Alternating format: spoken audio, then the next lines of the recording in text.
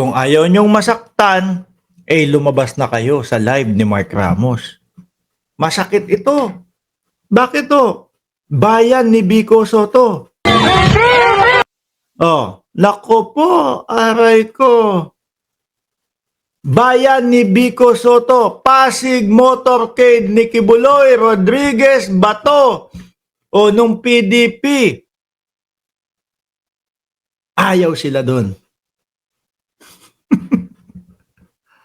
Paano yung sinasabi ninyo na malakas kayo? Kung ayaw naman sa inyo, nung bawat bayan na puntahan ninyo. Napansin nyo ba yung inyong mga campaign rally? Yung mga campaign rally ho nila, mga bossing, halos karamihan ho na lang yung campaign rally nila, halos karamihan na lang po, mga basketball court na lang po. Mga kalahati ng basketball court ho, mga bossing. Tapos eto, yung mga motorcade pa ho nila, mga kababayan, Pasig Motorcade, Kibuloy, Vic Rodriguez at Bato. Ito ang maririnig nyo. Oh, siguro lalo na doon sa ibang mga bayan pa. Solid pala, alyansa dito. Oh. Biruin mo mga kababayan, ayan oh. Nandoon ka sa iyong nandoon ka sa truck mo, tapos sinisigawan ka, BBM. Anong pakiramdam nun? Diba? Anong pakiramdam nun? Masakit ho yun, mga bossing.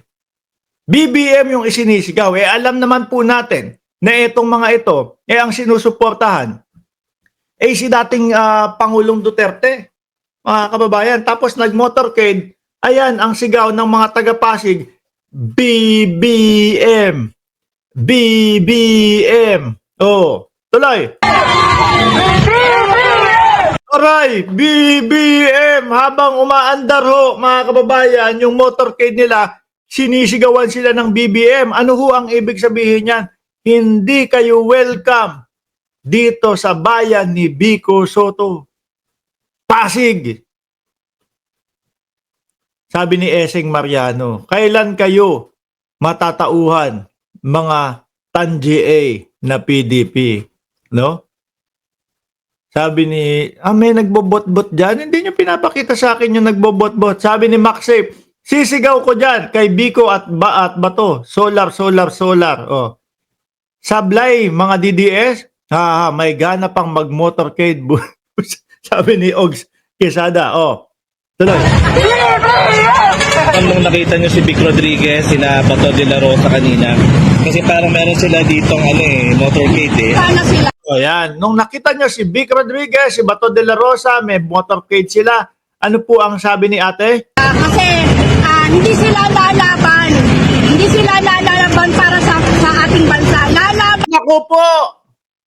Hindi daw kayo lalaban para sa ating bansa. Lalaban po sila para sa... sila para sa mga sarili nila. Oh.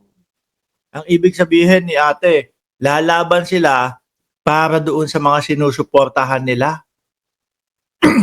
Lalaban sila para doon kay dating Pangulong Duterte at sa kanilang mga sarili.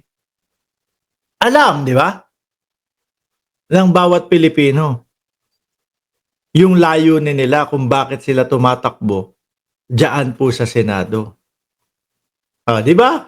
Mga kababayan? Kaya po, hindi na tayo magtataka Bakit pakonti ng pakonti yung sumusuporta dito sa mga ito? Bakit to? Kada entablado na tayuan nila at tungtungan nila at magsisigaw doon. Puro dating Pangulong Duterte ang maririnig mo. Puro bring him home ang maririnig mo. Di ba? Oh. Yun oh. Tignan mo. Tignan nyo, mga kababayan. Oh. Motorcade nila si Torre ang nandyan. Habang inaaresto si dating Pangulong Duterte. Pakita nyo yan, mga bossing.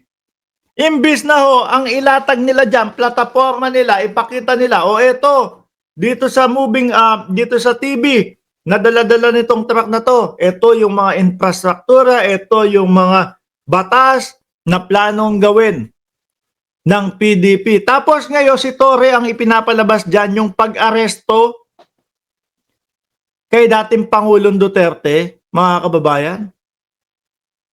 Baka sabihin ng mga botante dyan, oy, ang galing ni Torre. Ayan, oh, tignan mo. Walang takot yung ano na yan, pulis na yan. Walang takot yung general na yan. Siya ang umaresto at nagbasa ng Miranda rights kay dating Pangulong Duterte. Iboboto ko yan. Oh. Di ba? Mga kababayan, baka ho kapag itong si General Torre tumakbo, mga bossing, sa pagkasenador, at yaan ang kanyang ibinilandra. O kagaya niya, ginaya niya yan.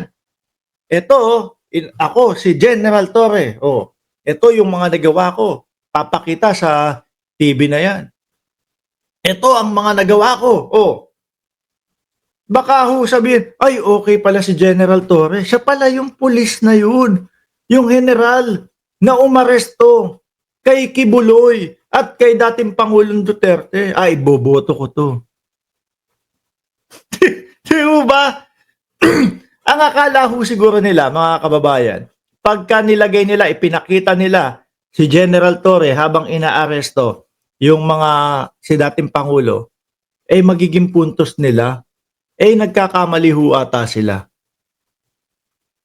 Sabi ni Chi, inaresto ko ang mga manyakol. O, tuloy. Di ba? Maling-mali yung mga taktika nitong mga to.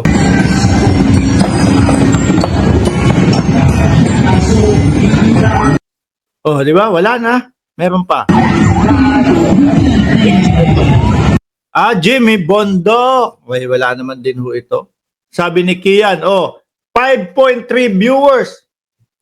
Please, paki-like daw. And i-share ang ating live. Salamat po, Kian. Saan ba yun? Nawala ng internet yung cellphone ko. Buti hindi tayo nawawala ng internet dito. Yan ang platform nila. Bring him home. Bakit natin iboboto? Para kila Tatay Digong. Para doon lang mga kababayan.